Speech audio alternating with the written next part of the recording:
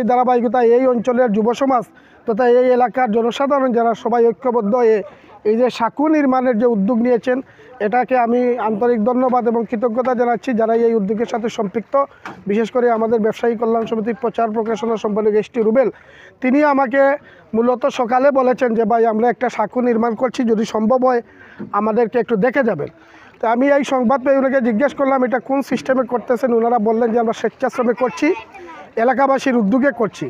আমি জানতে চেয়েছিলাম যে আপনার স্বেচ্ছাসেবক এখানে কতজন হবেন। ওনারা বলেছেন 20 থেকে 25 জন।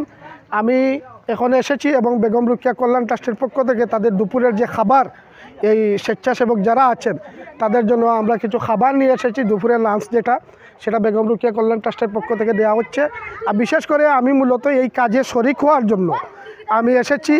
তাদেরকে আমি আন্তরিক ধন্যবাদ জানাচ্ছি। আমি চাই যে এটা দেখে জায়গায় জায়গায় যেখানে সমস্যা আছে সেখানেই ঐক্যবদ্ধভাবে যাতে আমরা সরকারের দিকে না তাকিয়ে, জনপ্রতিনিধির দিকে না তাকিয়ে আমাদের সমস্যা প্রাথমিকভাবে আমরা সমাধান করতে পারি, সেই উদ্যোগ যেন আমরা নেই, এই প্রত্যয় ব্যক্ত করছি। এবং আপনারা যারা কষ্ট করে এসে এই লাইভ করছেন তাদেরকে উৎসাহ উদ্দীপনা দিচ্ছেন, আপনাদেরকেও আমি আমার ব্যক্তিগত পক্ষ থেকে, কুলাউড়া ব্যবসায়ী কল্যাণ সমিতির পক্ষ থেকে এবং বেগম রোকেয়া কল্যাণ ট্রাস্টের পক্ষ থেকে আন্তরিক ধন্যবাদ এবং কৃতজ্ঞতা জানাচ্ছি। ধন্যবাদ। সম্মানিত এলাকাবাসী, আসসালামু আলাইকুম, আদাব।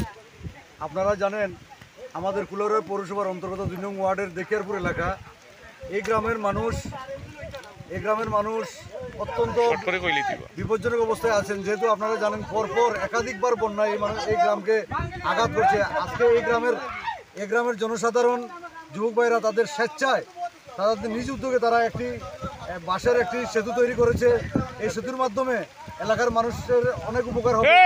আজকে এই দুর্যোগপূর্ণ আবহাওয়ার মধ্যে আমি বেশি কথা বলতে চাই না, আপনারা আমাদের জন্য দোয়া করবেন, আশীর্বাদ করবেন এবং আমাদের এই গ্রামে যারা বসবাস করেন তাদেরকে আপনারা বিভিন্ন প্রকার সহযোগিতা করবেন। এবং আমি ধন্যবাদ জানাই কুলাউড়া পৌরসভার পক্ষ থেকে যারা এত কষ্ট, এত শ্রম, মেধা দিয়ে এই সেতু নির্মাণ করেছেন। সবাইকে ধন্যবাদ জানিয়ে আমি আমার বক্তব্য শেষ করলাম। আল্লাহ হাফেজ, বাংলাদেশ জিন্দাবাদ।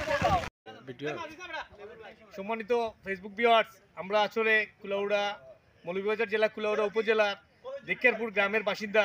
আমরা এই যে দেখছেন যুবক বাহিনী, আসলে এই যুবক বাহিনী আসলে তারুণ্যের অহংকার, এরাই আসলে দেশকে বদল করবে, তাদের হাত ধরে আসলে দেশ বদল হবে। তার একটি প্রমাণ হলো আসলে গতকালকে সবুজ বাংলা যুব কল্যাণ সংস্থার যে সদস্যরা আছেন তারা গতকালকে উদ্যোগ নিয়ে আজকে সকালবেলা, সেই সকাল 8টা থেকে তারা একটি প্রায় 15 ফিট একটি খালের উপর প্রায় 300 ফিট লম্বা একটি সেতু নির্মাণ করে এখন আসলে শেষ পর্যায়ে তারা চলে এসেছে। এবং এই শেষ পর্যায়ে তারা দেখেন লাইন ধরে এখানে এসে তাদের বানানো সেতুতে তারা দাঁড়িয়ে আছে।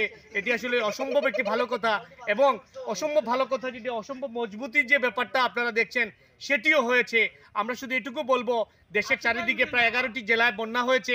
আমরা বন্যার জন্য আমরাও আসলে ব্যতীত, এবং সর্বোপরি মৌলভীবাজার জেলা কুলাউড়া উপজেলা থেকে আমাদের এই সবুজ বাংলা যুব কল্যাণ সংস্থার পক্ষ থেকে আমরা দেশবাসীর প্রতি আহ্বান জানাবো যে আপনারাও যেখানে ছোট ছোট এই ধরনের সমস্যা আছে, আপনারা উদ্যোগ নিয়ে এই সমস্যা থেকে আপনারা আপনাদের এলাকার মানুষকে পরিত্রাণ করতে পারেন।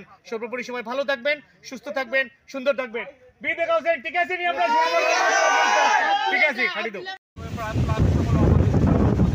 আমাদের পিছনে যে সাঁকোটা দেখছেন সেখানে কিন্তু প্রায় 100 পরিবার বসবাস করে এবং প্রায় মাসখানেক যেমন পানি থাকার পরিপ্রেক্ষিতে স্থানীয় উদ্যোগে কিন্তু স্থানীয় স্বেচ্ছাসেবীরা এই বাঁশের সাঁকোটি নির্মাণ করছেন। আমি আশা করি এভাবে যদি প্রতিটি এলাকায়, প্রতিটা গ্রামে যেখানে জলাবদ্ধতা সৃষ্টি হয় সেখানে যদি এরকম সাঁকো নির্মাণ করা হয়, আপাতত পরিস্থিতিকে দেখাই পাওয়া যাবে।